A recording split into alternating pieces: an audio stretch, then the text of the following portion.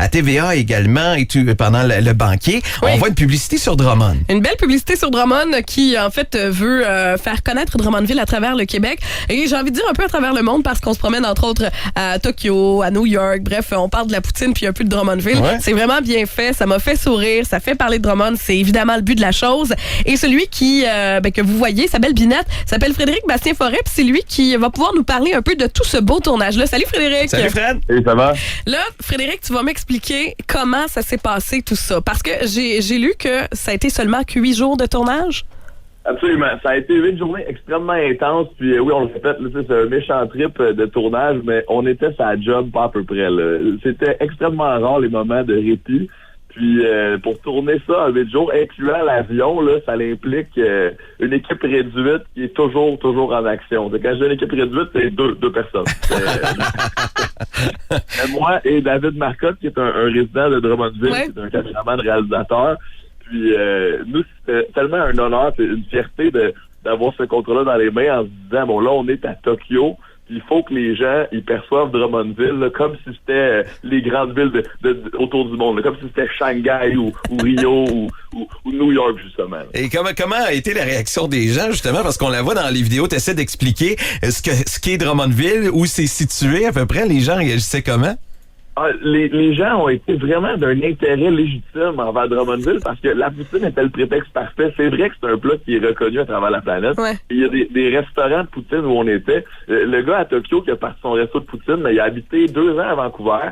Il est revenu au Québec se faire une tournée de poutine parce qu'il s'est dit, moi, je veux apprendre à faire cette recette-là. Puis il a parti son restaurant de poutine à l'autre bout du monde. Ah, oui. Donc quand on arrivait en disant, nous, on représente la ville qui a inventé ça, ben, tout de suite, les oreilles étaient grandes ouvertes. Puis j'avais un iPad, on le voit un peu dans la publicité, j'avais un iPad avec toutes sortes de trucs, de belles places de Drummond, le centre expo, le complexe sportif, on a même une vente de garage. Ça a l'air de rien, mais à Tokyo, une vente de garage au Québec, c'est pas mal différent de ce que ça a l'air là-bas. Puis j'avais mon iPad où je montrais les belles photos de la ville de Drummond, puis les gens étaient vraiment intéressés puis curieux, puis aussi le campus universitaire qui est en construction. Ouais. Ça, t'as beau être n'importe où dans le monde, les gens ont beaucoup de respect pour ça, puis ils voient que les choses se passent. Là, t'avais des belles photos d'endroits à Drummond. Avais-tu la poubelle en clown du Dairy Queen? Non, on voulait pas prendre position. Hein. On parle de poutine et de restaurants, mais on voulait pas prendre position sur les restaurants en tant que tel pour pas créer de chicane à l'interne.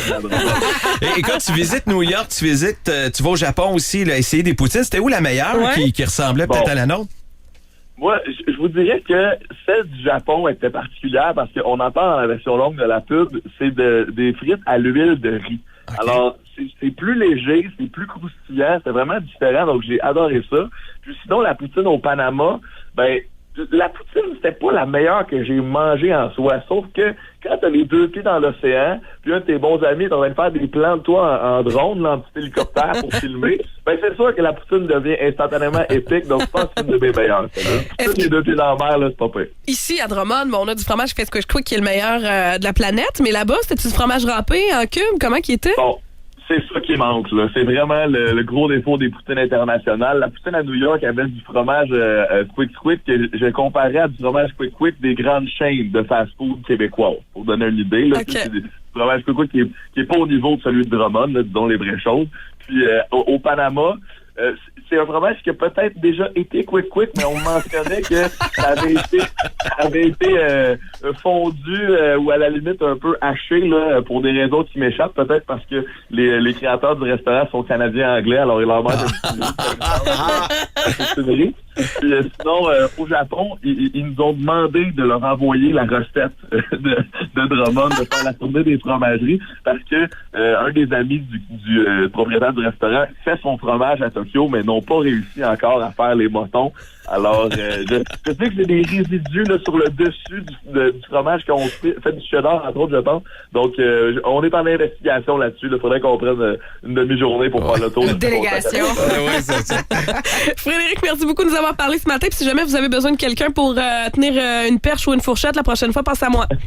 Un grand plaisir. Puis on invite les gens à aller au vivedmd.com. C'est le site web officiel pour la version longue de la campagne. Vous avez fait du super boulot. Bravo, Fred, à toi et évidemment au cinéaste là, qui a filmé Marcotte. David Marcotte de Drummond. Un gros merci, puis on se reparle bientôt. Merci à vous. Bon Salut! Bye bye. Alors, allez voir cette publicité-là sur la page Facebook de 105.3 Rouge FM ou